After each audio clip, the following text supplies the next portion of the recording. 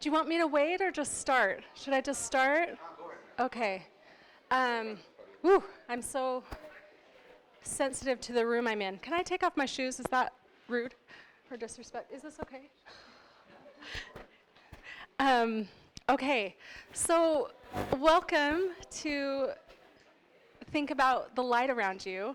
I never prepare before I teach because I have a really sensitive system, and my body, my mind, my emotions, my spirit's just very sensitive and kind of feels porous. Kind of feels like just take in whatever's around me. So a room of people is a really fun, neat thing to be in the middle of. But I kind of need to get. I need that door to stop opening. Can we wish that? I guess we can let people come in, but I. Oh, maybe I'll just I'll let the energy bounce off of you back to me. That's what we'll do. Yeah, and I won't be so distracted. So I wrote a book called Aura Personalities, and I want to give you a tiny background, but more I want you to think about more about your own. Who is kind of already thinking that way when you saw the class title? That you just thought, I want to know more about my own aura? Let's see hands. And then who already has pretty good exposure and kind of thinks about auras anyway? Fun, okay. Okay, so I'm going to teach you something that might be a little different from what you know. Hopefully, and if not, then that's okay too. But I came across aura work maybe 6 years ago. And I learned it and I just absorbed it, and it just came like I already knew it. It just came to me very quickly. But then when I would teach people about their auras, I would find that I knew more. And I would specifically know more as I would talk about the first layer of light around them, and then I would talk about the second layer of light around them. And without understanding how, I was able to separate those personality traits from the personality traits in their first layer and then the next layer. And my personality is very self-doubting, always.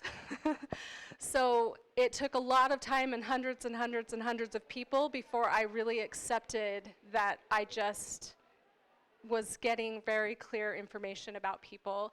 And the cool thing, and the cool thing is that to just tell people about what they already know. So your spirit, your soul, knows a lot about you. And then in your mortal mind, we're a little blocked, and we think we're supposed to be a certain way, and we think we're supposed to have certain gifts, and if we don't have this talent or this gift, we think we have to work to get it. But what I've found is that everyone has many, many gifts, and that maybe I could invite you today to give yourself a minute. Even all of us, just give yourself a minute to consider that you may have some traits and gifts that you don't think of that they're gifts, and you just do it without thinking. So you could even say, so who in here cries easily? Cries. Who in here cries? Yes, very easily. Okay, so who in here moves into action quickly and tends to just go do really quickly? Look around you guys at each other. There are a lot to that answer. I do not do that. Who in here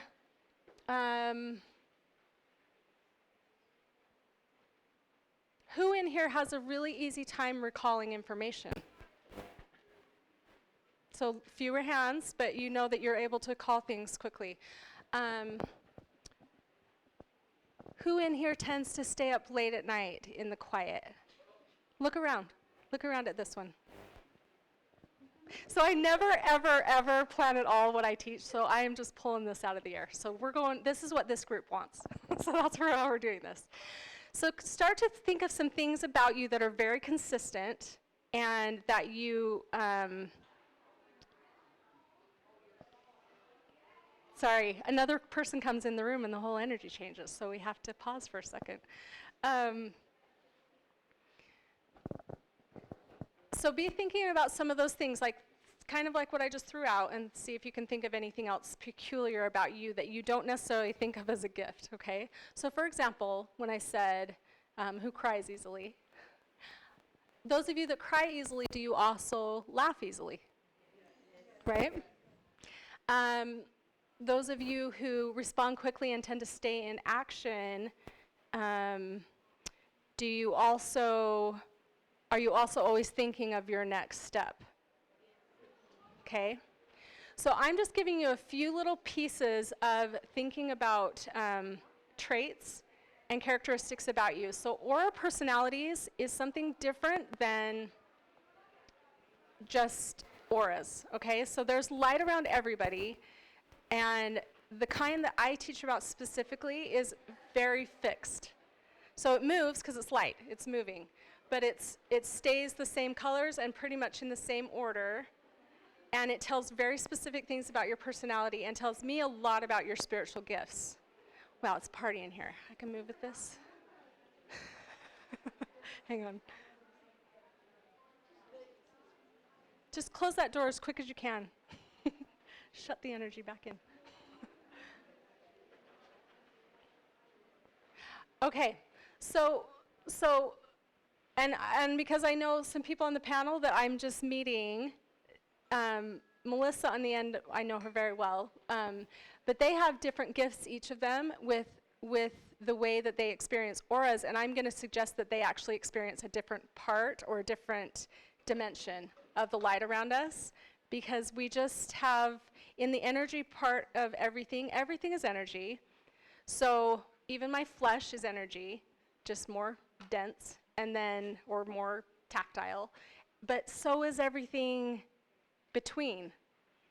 And even into your thoughts are energy, and your thoughts are things. And an emotion is energy, and an emotion is a thing.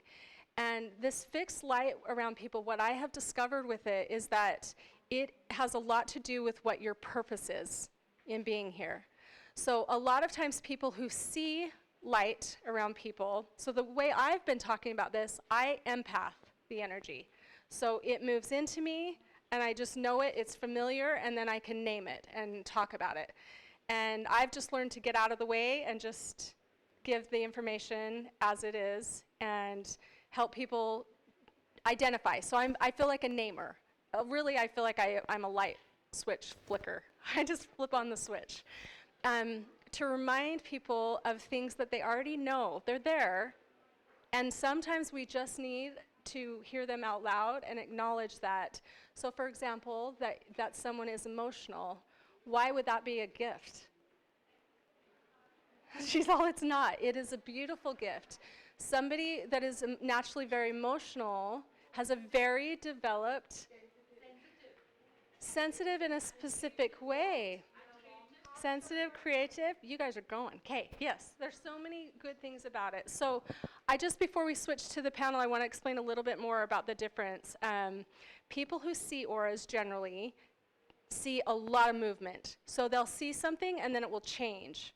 Or you'll be a certain color, or colors will be around you on a certain day, and then the next time they see you, it could look different, right?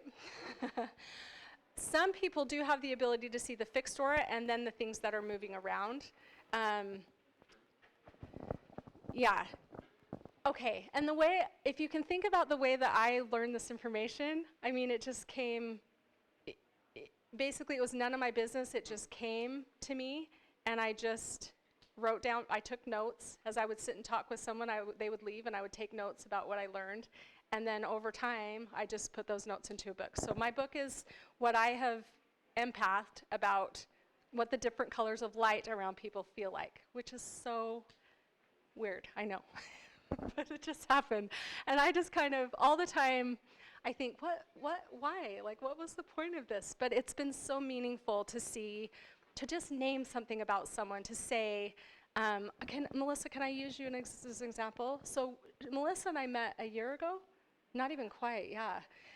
And so Melissa works in a very administrative role in her life. And I told her, well, you're this person, you have this light around you. and it means these things about your personality, and you have these gifts. Now, she does have administrative gifts. She can do administrative tasks, and she's trained herself to do that, but really she's a very sensitive spirit, very sensitive soul, and she's very intuitive, and she already knew these things about her, but as I named them, all of a sudden she was able to just let that be what it is. So I guess if anything, because this is way too quick, I usually teach for at least an hour when I teach, because I like to spend more time sitting with you and having you think about this for yourselves. But maybe, if anything, if you thought about what you really like about yourself, and don't worry about if it fits anywhere. So it doesn't have to fit in any kind of a career path. It doesn't have to fit in any kind of a social role or any kind of expectation that anybody else has for you. Just consider what it is about you that you really like and what you like in other people, because that will give you a cue too about some of your traits. Yeah, in a million years I couldn't. Well, actually, no, I could, but it would be really exhausting for me to find out all of your auras really quickly. But give yourself time to just kind of sit with some of those traits and then think about, well, why would this be a gift? Okay? Do you want a couple more minutes for me, or do you guys want me to shift? Keep going. How do you guys feel? Keep going. I don't, either way is fine with me. Will you help me with that?